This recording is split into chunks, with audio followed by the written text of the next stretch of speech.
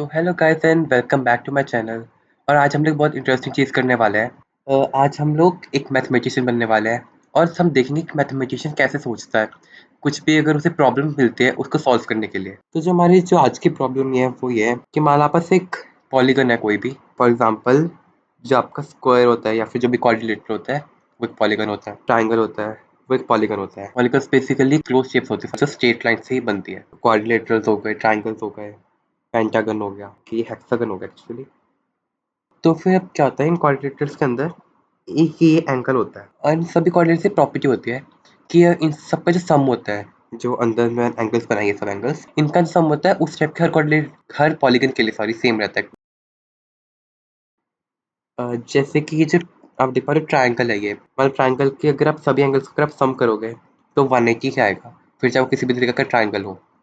वहीं पे कोई क्वाड्रिलेटरल हो उसके सबका सम करोगे तो वो सबका टोटल 360 ही आएगा। तो ऐसे हमें क्या करना है कि हमें एक जनरलाइज्ड फार्मूला डिराइव करना है। फार्मूला के अंदर अगर हम बताएं कि हमारे कितनी साइड्स हैं तो हमें पता चल जाए कि एंगल का सम कितना होगा उसके। ये जो फार्मूला हम थोड़ी इन्वेस्टिगेशन करते हैं इसके ऊपर कैसे होगा फार्मूला है। सपोज सिंपली मेरे पास एक ट्राइंगल है। अब इसके एक्सटीरियर एंगल भी होता है और इंटीरियर एंगल भी होता है। एक्सटीरियर एंगल से प्रॉपर्टी होती है एक, ये जैसे एक्सटीरियर एंगल है, एक एक्सटीरियर एंगल ये है, एक एक्सटीरियर एंगल ये है और एक एक्सटीरियर एंगल है ये।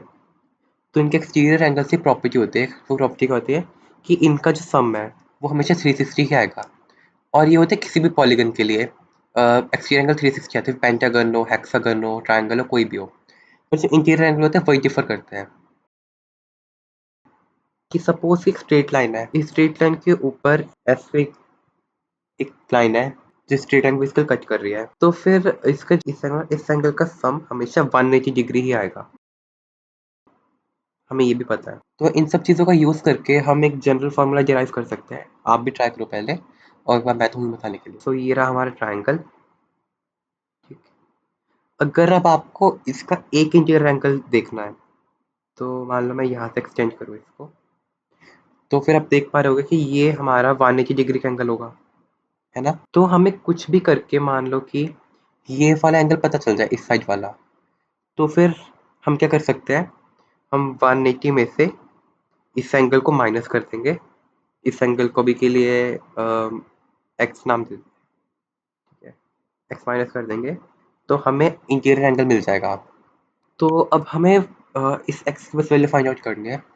तो अगर मैंने आपको पहले बताया अभी कि जितने भी ये पॉलीगन्स होते हैं, ठीक है, इनके अंदर क्या प्रॉपर्टी होती है एक, कि जितने भी इनके अंदर जितना भी एक्सटीरियर एंगल है वो 360 ही होता है हर पॉलीगन के अंदर। तो अगर हमें इस एंगल की वैल्यू फाइंड आउट करनी है, हमें पता है कि ये जो सभी एंगल्स हैं, ठीक है, इनका टोटली तो 360 ही आएगा, क्योंकि देखो ना आप यहाँ से मूव हुए, थोड़ा आप इधर को मूव हुए, ठीक है, वही लाइन इधर को रोटेट हो गई थोड़ा और वही लाइन इधर को रोटेट हो गई, जैसे 360 आता है कि जहाँ स्टार्ट किया वहीं पर आ गए। तो क्या मैं ये बोल सकता हूँ कि अगर आप 360 को अगर आप नंबर ऑफ साइड से डिवाइड कर दोगे तब आपको एक एक्सटीरियर एंगल का एंगल की वैल्यू मिल जाएगी। तो यहाँ पर ट्राइंगल के केस में ये n3 होगा, तो हम 360 डिवाइड बाय 3 करेंगे which is equal to 120 degrees. तो एक एंगल 120 डिग्री का है ट्राइंगल के केस। अब हमें पता चल चुका है कि जो इस एंगल के अंदर जो ये वाला पार्ट है इसकी जो वैल्यू है हम निकाल सकते हैं 360 डिवाइड बाय n करके। तो अब हम इसकी भी निकाल लेते हैं, ठीक है, इसके निकाल कोई हार्ड नहीं होगा। जो 360 डिवाइड बाय n है, मतलब आप इसको 180 में से सब्ट्रैक्ट कर दो तो फिर आप इसकी वैल्यू मिल जाएगी आपको इस अंदर वाले की एक इंटर एंगल की वैल्यू आपको मिल जाएगी इससे, अगर आप 180 में से 360 डिवाइड बाय n को माइनस कर दो। पर हमें एक की नहीं चाहिए, हमें सब इंटीरियर एंगल्स की चाहिए। तो अगर हम एक रेगुलर पॉलीगन का केस लें तो उसके अंदर क्या होगा कि सभी इक्वल होंगे, और इरेगुलर्स में क्या होगा कि मान लो कोई एक कम होगा दूसरा ऊंचा बढ़ जाएगा, दूसरा कम होगा एक ऊंचा बढ़ जाएगा। तो मतलब रेगुलर पॉलीगन का केस भी लें तो हम इसे जनरलाइज कर सकते हैं कि ये जो मान लो जितने भी नंबर ऑफ n है हम उस सबको मल्टीप्लाई करने हैं बेसिकली इस पूरी वैल्यू, क्योंकि देखो ना अभी हमारे पास सिर्फ एक ही एंगल है, पर ऐसा ये भी तो एंगल है, ये भी एंगल है और हमें इन सभी का सम चाहिए। तो अब इनका सबका सम लेने के लिए हमें ये करना पड़ेगा। तो ओके देखते हैं।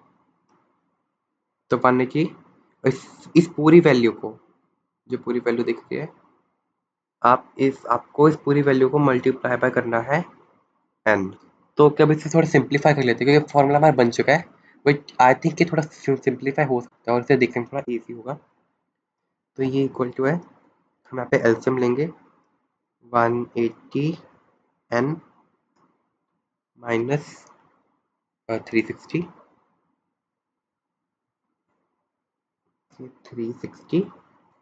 और अब हम इसको सिंप्लीफाई करना चाहते हैं तो मल्टीप्लाई बाय n कर सकते हैं।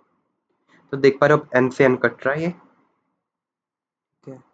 अगर अभी हम आगे इसको सिंप्लीफाई करें तो फिर 180 n माइनस 360 इसमें हम 180 को कॉमन ले सकते हैं, तो ये बन जाएगा 180 इंटू n माइनस 2। और ये वो फॉर्मूला है जो आपको क्लास में पढ़ाया जाता है, पर कभी इसका जो भी ये इसकी डेरिवेशन आपको कभी नहीं बताई जाती, पर कोई बात नहीं। अभी आपको पता चल चुका है इसकी डेरिवेशन कहाँ से आई है। एक बार मैं आपको ये जल्दी से रिकैप करवा देता हूँ कि इसकी डेरिवेशन में कैसे मिली है। एक सिंपल सा ट्राइंगल लेते हैं, ठीक है। हमें पता है कि जो हर पॉलीगन के केस में यही होता है कि जो उसका एक्सटीरियर एंगल का सम होता है वो 360 ही रहता है। तो हमने ये प्रॉपर्टी यूज़ करी और हमने पहले एक एक्सटीरियर एंगल की हमने वैल्यू निकाल ली। तो जब हम इसकी वैल्यू हमें पता चला कि ट्राइंगल केस में तो 120 है, तो इसमें 120 लिख देते हैं। तो हमने इसको क्या करा, 180 में से माइनस कर दिया हमने इसको, क्योंकि हमें पता है कि एक जो लाइन होती है, जैसे लाइन है, इसके ऊपर ये जो भी एंगल है ये 180 डिग्री का ही बनेगा। तो जो लाइन होगी हमें मान लो ये एंगल पता है, तो हम 180 में से माइनस करके इस एंगल को निकाल सकते, तो उससे हमें ये एंगल पता चल गया। अब हमें ये एंगल पता चल गया एक, पर ऐसे ही 2 3 मतलब एन एंगल्स होंगे इतने, ठीक है। तो हमने इसी सेम चीज़ को एन से मल्टीप्लाई कर दिया। इसकी सिंप्लीफिकेशन अगर मैं दोबारा दिखाऊं तो फिर वो ऐसा कुछ बनेगा कि हमने पहले 180 में से 360 डिवाइडेड बाय n को सब्ट्रैक्ट किया, इस पूरी वैल्यू को हमने n से मल्टीप्लाई कर दिया। पहले हमने नीचे लिया एलसीएम, ठीक है, ये आ गया 180 n माइनस 360 और ये पूरी चीज़ मल्टीप्लाई बाय n। तो अब हमें दिख रहा है हम यहाँ से n को कट कर सकते हैं, तो और हमें दिख रहा है कि ये 180 n माइनस 360 है, तो हम उसमें 180 को कॉमन ले सकते हैं। तो 180 को हमने कॉमन लेके n माइनस 180 इंटू 2 360 एंड हमें ऐसा हमारा फॉर्मूला मिल गया ये। Okay and thank you everyone, I hope आपको सब समझ आया होगा और आपको जानने को मिला होगा कि हर फॉर्मूला ऐसे ही काम नहीं करता। अगर आप देखो तो ये क्या है, रैंडम वर्ड, रैंडम डिजिट्स हैं, रैंडम नंबर्स हैं, ठीक है। हम आपको अगर क्यूरोसिटी है इस चीज़ की कि इसके अंदर ऐसा भी क्या हो रहा है कि वर्क कर रहा है, तो आप लाइक बिल्कुल सही डायरेक्शन में जा रहे हो। अ, ये क्यूरोसिटी बहुत ज़्यादा इंपॉर्टेंट है एंड थैंक यू एवरीवन। सो अगर सब्सक्राइब करने का मन हो तो कर देना एंड लाइक कर देना, शेयर कर देना अपने फ्रेंड्स के साथ। Okay bye.